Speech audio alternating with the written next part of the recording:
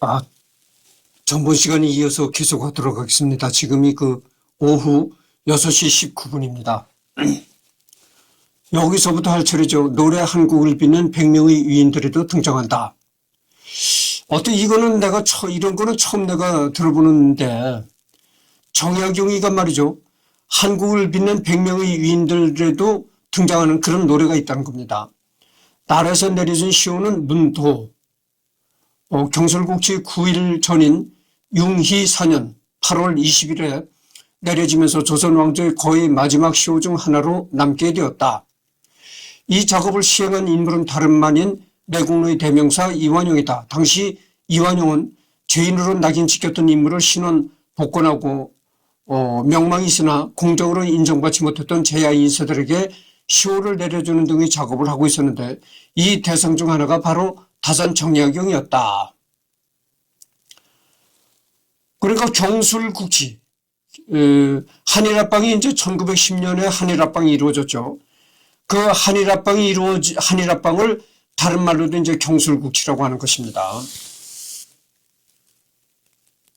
그러니까 이제 경술국치라는 것은 국가의 수치스러운 일이다, 이런 얘기죠. 그래서 이제 경술국치라고 그런 건데.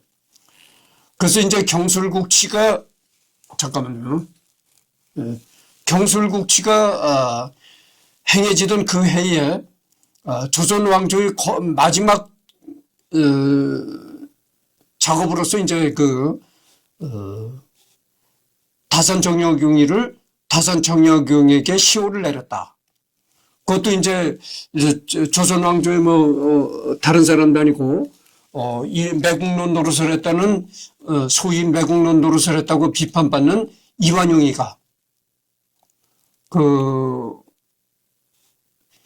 이완용이가 다산 정약용에게 그걸 내렸다는 거죠.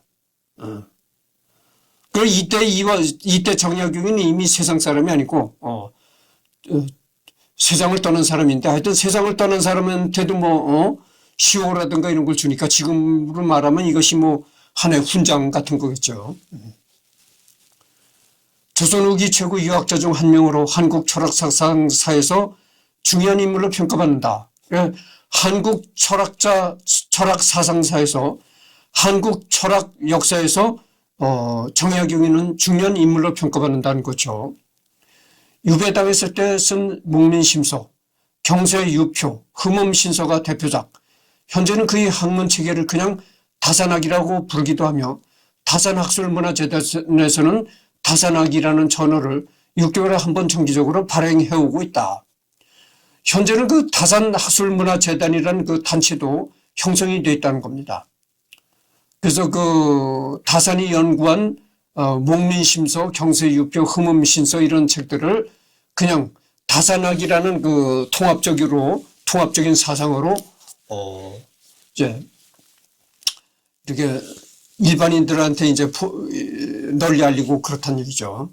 그리고 6개월에 한 번씩 책도 정기적으로 발행하고 있다는 겁니다.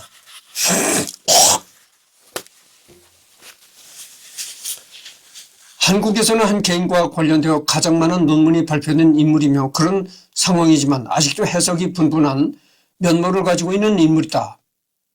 참고로 북한에서는 조선 최초의 공산주의자로 꼽는다고 한다. 여전제가 공동경작과 공동분배를 기초로 하기 때문에 정작 북한에서 그의 저작물인 목민심서는 금서인데다가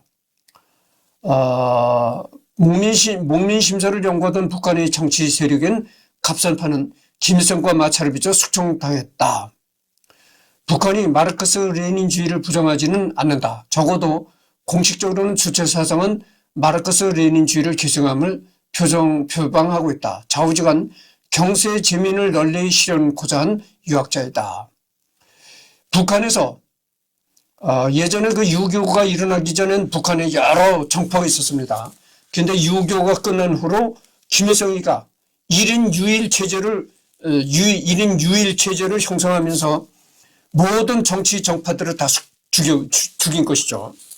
그러니까 거기는 남로당 박헌영이, 그 다음에 갑산파, 그 다음에 소련파, 여러 파벌들이 있었어요, 이 북한에.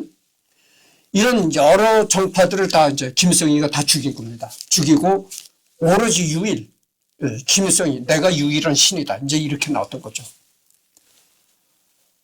좌우지간 경세의 재민을 널리 실현코자 한 유학자다. 그래서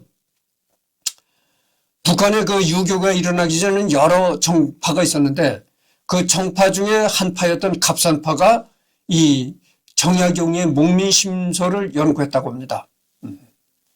그러다가 이제 김일성과 마찰을 빚어서 숙청당했다. 이런 얘기죠. 당시 남인들이 가톨릭을 자체적으로 수용하는 분위기 때문에 정약용도 가톨릭을 깊게 이해했으나 나중에는 철저히 거부했다고 알려졌다. 형 정약종이 천주교 때문에 처형되고 본인은 형 정약전과 같이 유배를 가게 되는 원인이 있었기 때문이다.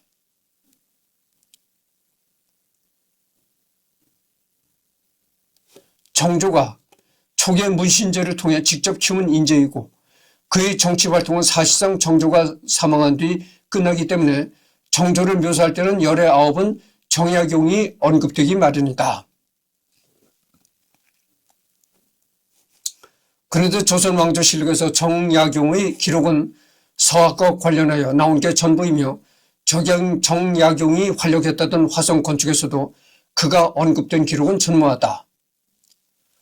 정확하게 이익에서 이어지는 남인 계열 인물에 대한 기록이 거의 없다. 예를 들어서 안정복은 공서파로 영조대에 출세해서 당시 세손이었던 정조를 가르치던 세자 시강원에도 들어있었는데 정조 이전의 기록이 전무하고 60대 이후인 순조실록부터 기록이 나온다.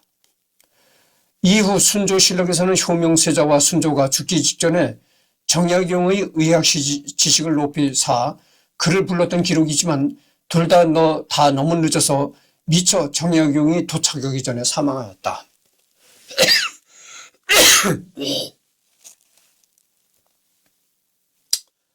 그래서 이제 정약용이 이렇게 그 정치 활동도 많이 하고, 정조가 살았을 땐 정조 임금한테 사랑을 많이 받았지만,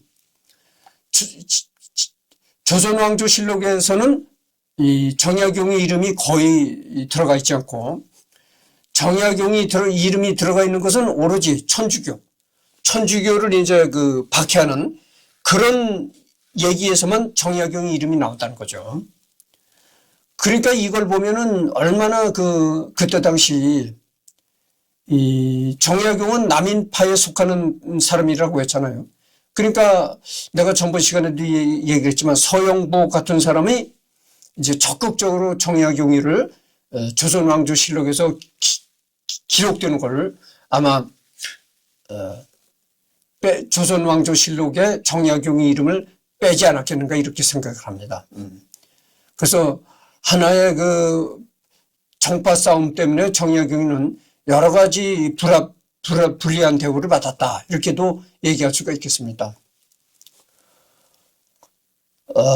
정조 암살설 의혹을 최초로 제기한 인물인데 정조 사후에 심환지가 정조를 독살했다고 직접 주장했다. 그래서 정약용이는 정조 임금하고 같이 그 술자리를 같이 할 정도로 정조 임금이 굉장히 그 정약용이를 사랑했었는데 사랑하는 사람이었었는데 사랑이라고 하니까 뭐 남자끼리 또 뭐 동성연애를 했나 이렇게 생각하면 안 되고 여러분들 말이죠. 그렇게 알아들으면 안 돼요. 사랑이라는 것이 반드시 남녀 간에 이렇게 이성적인 사랑을 얘기하는 것이 아니라 그렇잖아요. 부모가 자식을 사랑하고 이때는 남녀 간의 사랑이 아니고 부모가 자식을 사랑하는 것은 자식에 대한 애정을 얘기를 하는 겁니다. 그러니까 정조가 정약용이를 사랑했다고 하는 것은 동성애를 했다는 얘기가 아니고 임금이 신하를 그렇게 애정을 가졌다 이런 얘기가 되겠습니다. 정조 암살설 의혹을 최초로 제기한 인물인데 그리고 정약용이가 이 정조 임금이 암살당했다 이런 것을 최초로 주장한 사람이 정약용이었다 이런 말입니다. 정조 사후에 심한지가 정조를 독살했다고 직접 주장했다. 그래서 정조가 죽은 후에 그 심환지라는 사람이 정조를 독살했다. 독약으로 죽였다. 뭐 이렇게 주장했던 사람이 정약용이었다 이런 얘기죠. 심한지라는 사람이 어떤 사람인가? 이 사람이 심한지인데 조선 영조와 정조 시대의 문신, 노론벽파의 지도자로 도성지와 영의정 등을 지냈다. 심의겸의 형 심인겸의 발대손으로 의정부 영의정에 추증된 심진의 아들, 교류를 지낸 심퇴현의 손자이다. 청송 심씨 안효 공파로 잘 알려져 있다. 이 심씨가 말이죠. 심씨는 단일본이라는 겁니다. 본이 하나라는 거예요. 그래서 심씨는 청송 심씨뿐이 없다는 겁니다. 그래서 이렇게 단일본은 송이 같으면 다 이렇게 다 먼 친척벌에도 다 된다는 거죠. 청송 심씨가 그렇다는 거예요. 본이 단일본이라는 겁니다. 아니지, 단일본이 아니고 내가 말을 잘못했네요. 단일본이 아니고 이 심씨도 여러 본이 있는데 그 중에서도 이 청송 심씨가 왕비를 많이 배출했어요. 우리나라 그 조선 왕조 그 왕비 중에 우리나라 조선 왕비 중에 청송 심씨 성을 가진 왕비가 여러 있었습니다. 우선은 그 여러분들 세종대왕 아시죠? 한글을 만든 세종대왕 왕비가 청송 심씨였습니다. 그렇다는 걸 아시기 바랍니다. 그 유튜브를 보면 하여튼 뭐 그 얘기는 그렇고 하여튼 이 심씨 중에서도 여는 본은 적고 심씨 중에서 이 청송 심씨가 제일 많은가 봐요. 그런데 하여튼 그 우리나라에서 한글을 만든 세종대왕 임금의 부인이 청송 심씨였다 이런 말을 드립니다. 그리고 세종대왕 부인 말고도 또 다른 임금의 그 왕비도 청송 심씨가 있었어요. 의외로 벼슬길이 매우 본래로 돌아가겠습니다.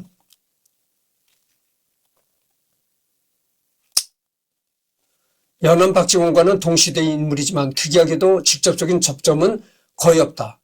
그런데 박지원이 일원인 백다파 중 박제가는 정약용과 친분이 있었고 두 사람 모두 정조가 매우 관심을 기울였던 인사라는 공통분모도 있었다. 덕분에 마과 해통, 저술 당시 박제가와 함께 천년도에 대한 치료법인 종도법을 연구했다. 박제가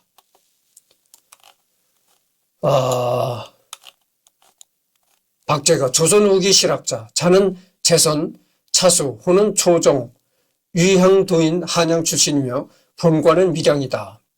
1750년 왕실 승지 박평과 이씨 사이에서 서자로 출생했다. 서자란 것은 이제 본부인에서 태어난 자식이 아니고 뭐 첩이라든가 이런 데서 태어난 자식이다 그죠. 그러나 박제가는 신분이 서자였던 탓에 승지의 아들이긴 하지만 가족으로 인정받지는 못했다. 그래도 아버지 박평은 박제가를 아끼고 잘 대해주었으며 박제가에게 글 재주가 있음을 알자 아들이 글을 배우도록 도와주었다. 더 이상 깊게 안 들어가겠습니다. 지금은 어디까지나 그 정약용리를 하는 시간이거든요.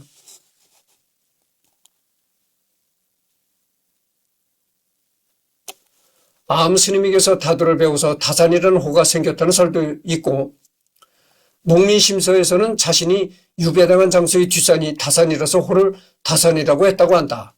초의 선사나 추사, 김정희 등과도 서신 왕래를 하는 등의 교류를 했는데 이들 중 1811년에 죽은 암스님을 제외하고는 죽을 때까지 친교를 유지했다. 그래서 그 정약용이는 초의 선사 또는 그 김정희하고도 그 개인적으로 친분을 가졌었다는 거죠. 여러분들 그 김정희 그 유명한 그 서예가잖아요.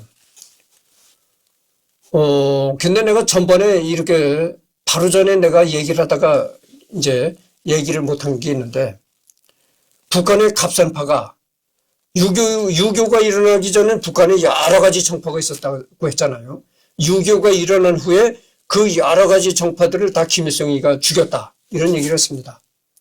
그런데 북한에 그 갑산파라는 정파가 있었거든요. 그 갑산파에서 바로 이 정약용의 목민심소를 중요시했다는 겁니다.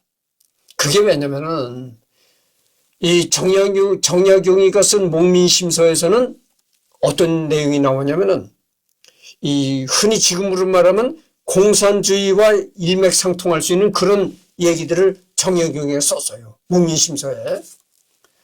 그게 이제 뭐냐면은 그 공동체, 예? 공동체적인 뭐 이런 거를 정약용의 이 책에서 썼습니다. 그러니까 그게 뭐겠어요? 한마디로 공산주의와 일맥상통한 그런 얘기도 되겠죠. 어떤 측면에서 본다면은. 그래서 아마도 북한의 그 갑산파라는 정치 세력이 이 정약용의 목민심서를 그렇게 좋아했지 않았겠는가 이런 생각을 합니다. 그래서 정약용이가 연구한 그 서적 중에 이 목민심서를 보면은 야 이것이 공산주의와 일맥상통한 얘기도 되겠다 이런 그 부분들이 있어요. 그 여러분들 그 이스라엘의 키부츠라는 데가 있잖아요. 공동농장. 여러 가구가 공동으로 농장을 소유하면서 농사짓는 공동체 마을이 있다는 거죠. 그것도 하나의 공산주의는 아니지만 어떻게 보면 그것이 공산주의와 일맥상통한 그런 면도 있다 이런 얘기죠. 이 정약용의 목민심서도 아마 이런 것과 비슷하다고 볼 수가 있는 것입니다. 그래서 뭐 여기 한번 읽어봅시다. 목민심서. 출간은 1818년 순조 18년에 목민심서가 출간되었다. 정약용 48권 16책 장서각이라는 거죠. 그러니까 목민심서가 48권이니까 굉장히 아주 내용이 굉장히 방대하다고 볼 수가 있습니다. 그래서 이 대충 개요를 보면 오늘날의 백성을 다스리는 자, 오늘날의 백성을 다스리는 자들은 오직 거두어들이는 데만 급급하고 백성을 부양하는 방법은 알지 못한다. 이 때문에 하민들은 여유고 병도로 줄지어 굶어 죽는 시체가 구덩이를 메우지만 다스리는 자들은 바야흐로 고운 옷과 맛있는 음식에 자기만 살찌고 있으니 어찌 슬프지 아니한가. 이게 조선시대를 비판한 이제 정약용의 글입니다. 이게 지금의 북한과 아주 북한을 비판하는 글과 아주 북한을 비판하는 내용의 글이다. 이렇게 생각을 해도 딱 이제 상황이 맞아떨어지겠습니다. 보십시오. 오늘날의 백성을 다스리는 자들은 오직 거두어들이는 데만 급급하고 백성을 부양하는 방법은 알지 못한다. 이 때문에 하층민들은 여유고 병들어 줄지어 굶어 죽는 시체가 구덩이를 메우지만 다스리는 자들은 바야흐로 고운 옷과 맛있는 음식에 자기만 살찌고 있으니 어찌 슬프지 아니한가. 북한의 백성들은 전부 빼빼 말라서 배배 비틀을 지는데 김정은이 그놈을 보십시오. 배가 이렇게 나오고 뭐 키가 체중이 뭐 140kg 어쩌고 그런다잖아요. 그렇게 너무 뚱뚱해가지고 이 김정은이 그놈 걷는 걸 보십시오. 팔을 제대로 흔들지 못하고요. 팔을 이렇게 범위를 넓게 이렇게 흔들잖아요. 그리고 김정은이가 입은 바지가랭이를 한번 보십시오. 그 바지가랭이가 얼마나 통이 넓을까. 그러니까 너무 살이 찌니까 이 넓적다리서부터 이 비대지다 보니까 바지통을 넓게 만들 수밖에 없는 거야. 그러니까 여자들이 입는 여자들 의상 중에 치마 바지라는 의상이잖아요. 그런 식이지. 치마처럼 생겼는데 바지다 이거죠. 그러니까 이제 김정은이가 그런 식이야. 바지긴 바지인데 나 같은 이 빼빼 마른 사람이 그 김정은이 바지를 입어보시죠. 남자가 여자 치마 입은 것 같이 그렇게 될 겁니다. 치마 바지를 입은 것처럼. 다산 정약용이 저술한 책이다. 제목의 뜻은 목민할 마음만 가졌지 몸소 시행할 수 없는 처지이기 때문이라고 다산 본인이 밝혔다. 혹은 목민관이 가져야 할 백성을 다스리는 마음에 관한 책 정도로 해석할 수 있겠다. 내용적으로는 수령, 관리가 걸어야 할 올바른 길에 대해서 서술하고 있다. 즉 관리, 윗사람으로서의 솔선수범, 청렴함 등을 강변하고 있는데 여기서 수령이라고 하니까 이게 북한 얘기 아닌가 이렇게 잘못 생각하는 사람이 있을 것입니다. 틀림없이 있을 거예요. 우리나라 국민들이 워낙 그 유머 감각이 뛰어난 국민들이라 우리나라 국민들이 전부 다 이 코미디언 기질이 있습니다. 그래야지 헛소리 잘하고, 허튼 소리 잘하고, 허튼 유머를 아주 어설픈 유머를 잘해요. 그래서 수령이라고 하면, 야, 이게 북한 얘기가 아닌가 이렇게 생각할 겁니다.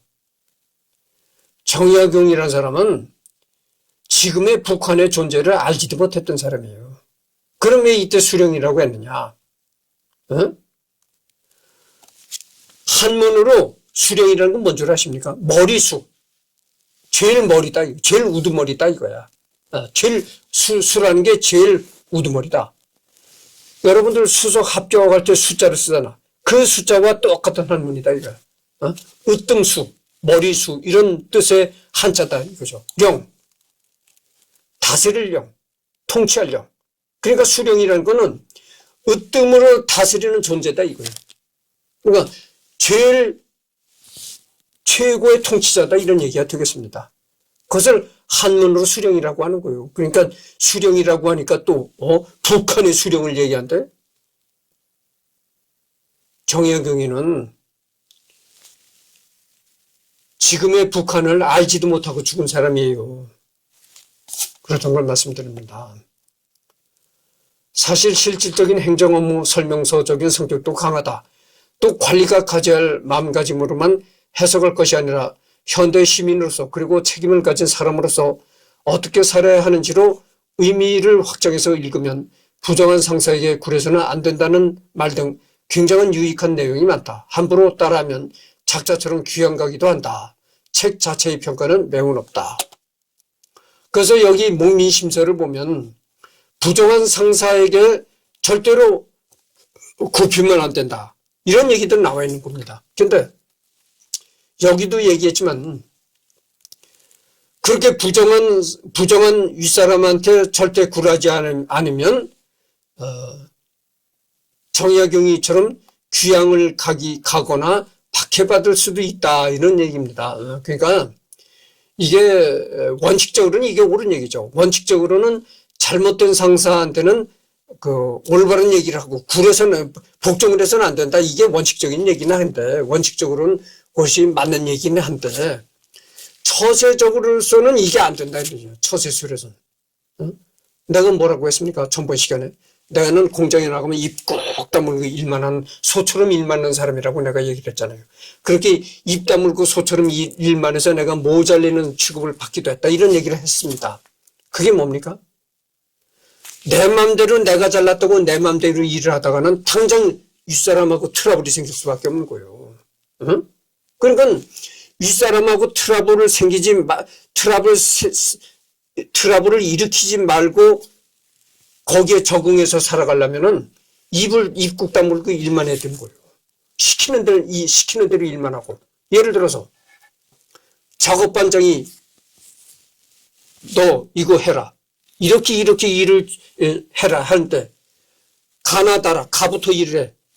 내 생각에는 나부터 일을 해야 되거든. 그럼 내 생각에 따라서 나를 일을 하면 어떻게 되겠어요? 당장 그 반장이 그럴 거 아니에요. 야, 나는 가부터 일을 하라고 시켰는데 왜 니는 나를 일을 하느냐?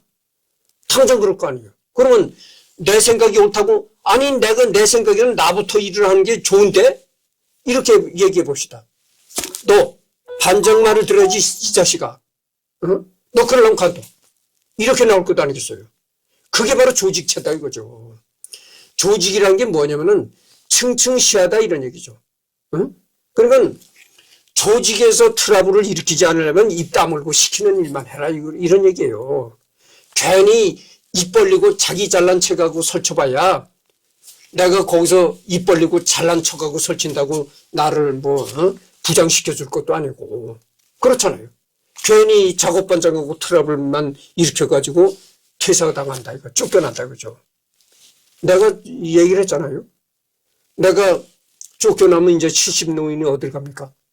그래서 내가 지금 직장 다니는 곳이 내가 60이 되기 전에 그러니까 50대 말렵에 내가 그 직장에 들어가서 2015년도서부터 내가 근무를 한 걸로 내가 생각하고 있어요. 그러니까 2015년서부터 근무해가지고 올해가 2025년이잖아요. 꼭 10년째 같은 해요. 그래도 내가 거기서 잘리지 않고 여태까지 붙어 있는 게 그래서 그렇게 처세를 하기 때문에 붙어 있는 겁니다. 그게 처세술이에요. 그게 처세술이야. 근데 왜 내가 이런 얘기를 하냐면은 이 목민심서에 보면 이런 얘기가 나옵니다. 상사가 잘못된 지시를 내리면 거기에 항거해라 이런 얘기가 나오거든. 응? 상사가 잘못된 걸 시켰을 때는 그게 잘못된 거라고 주장을 해라. 이렇게 이제 이런 얘기가 나오는데 원칙적인 측면에서는 그게 옳다 이거죠. 그러나 처세술이라는 측면에서 본다면 그건 빵점인 겁니다. 그렇게 처세를 하면 윗사람과 트러블을 지키고 말싸움을 벌이고 하면은 당장 그 사람은 퇴출당합니다. 예를 들어서 내가 작업을 하다가 내 생각이 옳다고 내 생각만 고집을 하다가 반장하고 싸움이 생겼다. 그러면 사장이 누굴 자르겠어요?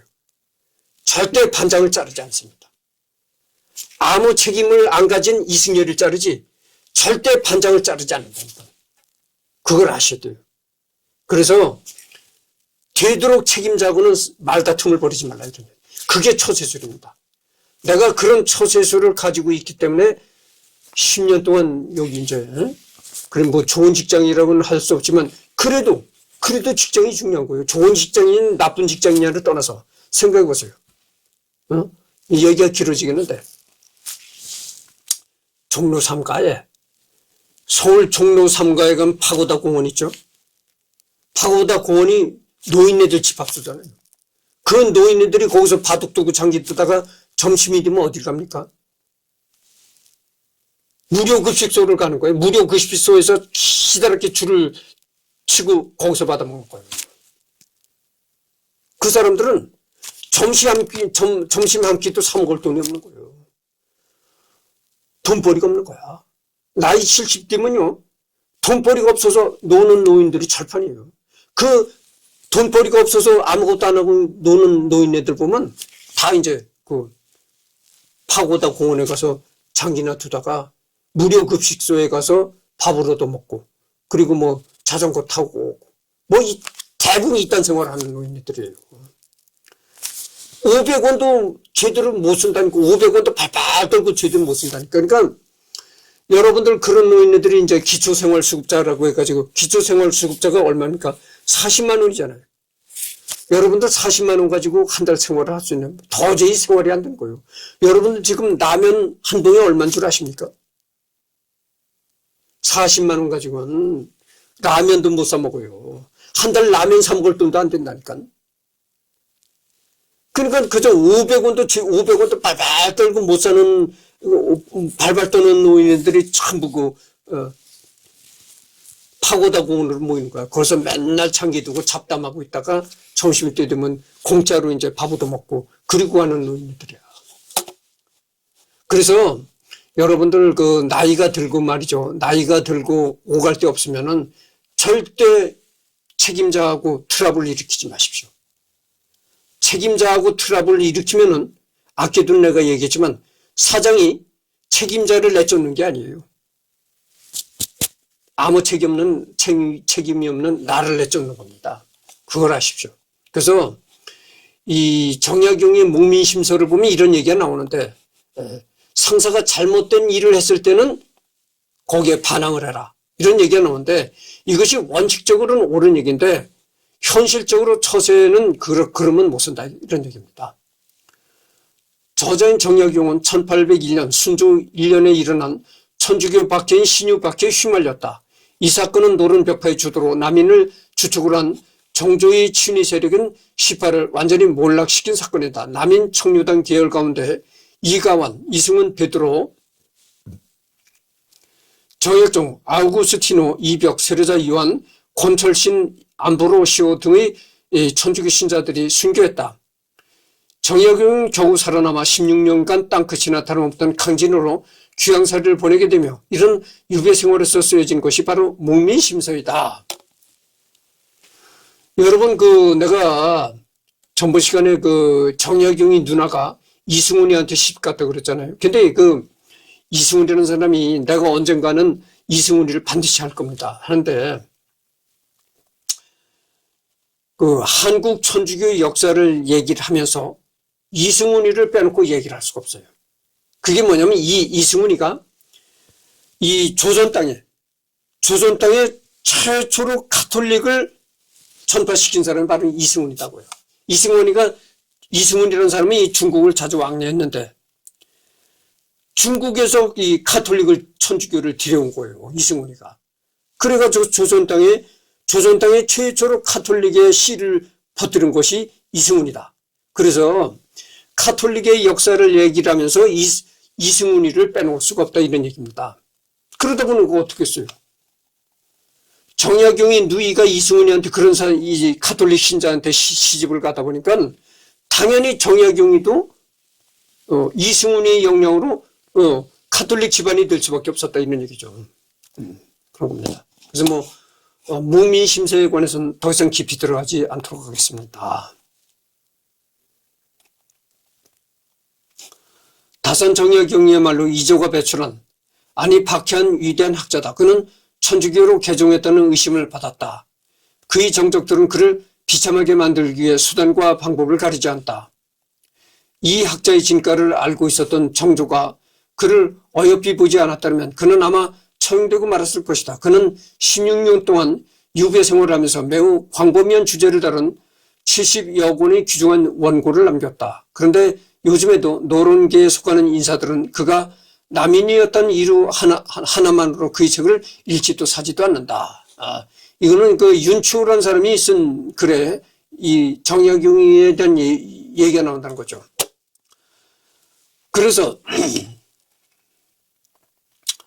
아마 그 정조 임금이라는 사람은 내가 얘기를 했잖아요. 정조 임금이 그 정약용이를 불러서 정조 임금이 정약용이 술잔에다 술을 따라주고 같이 술을 먹었다. 정조 임금이 정약용이를 매우 애정을 가졌던 것이죠. 그래서 그렇지 않았으면 아마 그 정약용이는 처형당했을 수도 있었을 것이다 이런 얘기죠. 정조가 너무 그 정약용이를 그렇게 애정을 가졌기 때문에 처형을 안 당했을 것이다 이렇게 얘기한 게 이제 윤추가 그런 얘기를 했다는 거죠. 서인 노론 계열의 후손이며 소론 쪽에도 일가 친척들이 있었던 윤추는 정약용을 높이 평가하면서 노론 벽파 후손들은 1930년까지도 정약용을 싫어하여 정약용의 책은 사거나 읽지도 않는다고 지적했다. 정약용 사후 120년이 지난 뒤에도 노론의 후손들이 그를 증오하고 있다는 것이다.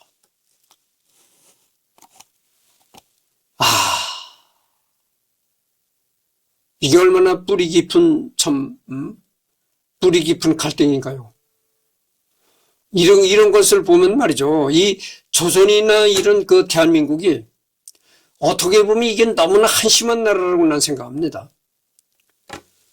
아니, 그러니까 정약용이가 살았을 때는, 물론 그때는 정약용이가 살았을 때는 조선시대고, 그러니까 당연히 노론과 소론의 싸움이 있었겠죠. 그건 그때 상황으로서는 당연하다고 생각할 수도 있겠습니다. 근데 정약용이가 죽은 지 지금 얼마나 됐습니까? 여기 보면은 정약용이가 죽은 지 지금 200년인지 하여튼 여기는 120년이라고 나와 있는데, 이제는 그런 거를 떠날 때도 됐다 이거지. 근데 아직까지도 그 정약용이는 소론 쪽에 속해 있던 사람이에요.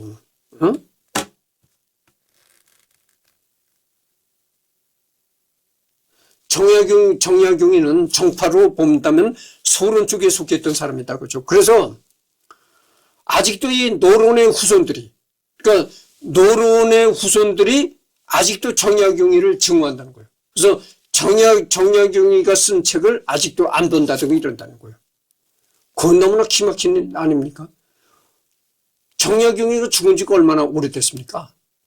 근데 아직도 노론 소론을 따지고 노론의 조상을 가진 후손들이 정약용이를 아직도 정약용이가 쓴 책 이런 걸 아직도 안 보려고 한다는 거예요.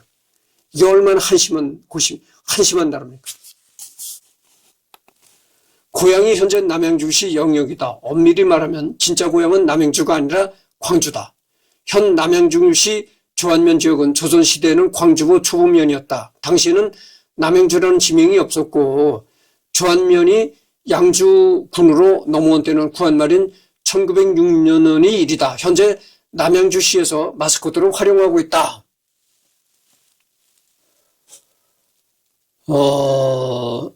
그래서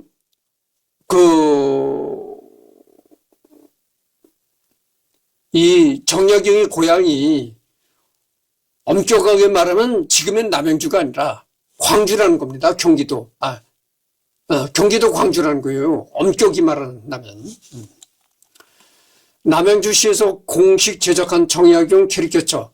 길거리에서 가장 쉽게 볼 수 있는 방법은 캐리커처를 도입한 남양주 페이앤 지역화폐 환영 문구가 붙어있는 가게를 보면 된다. 들고 있는 책은 목민심서다.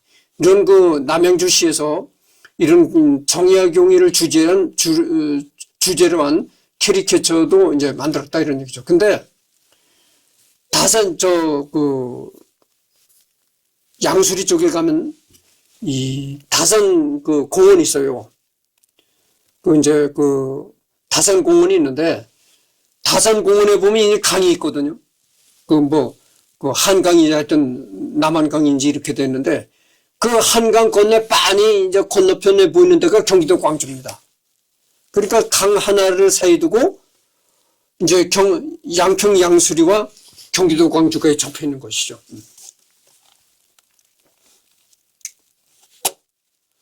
현재 그의 직계 6대손이자 차남 정학유의 5대손인 정혜인이 배우로 활동하고 있으며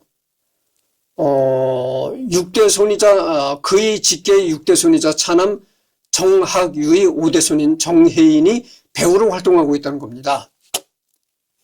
방계의 후손인 정일우도 배우로 활동 중이다. 공교롭게도 둘 다 카톨릭 신자이기도 하다.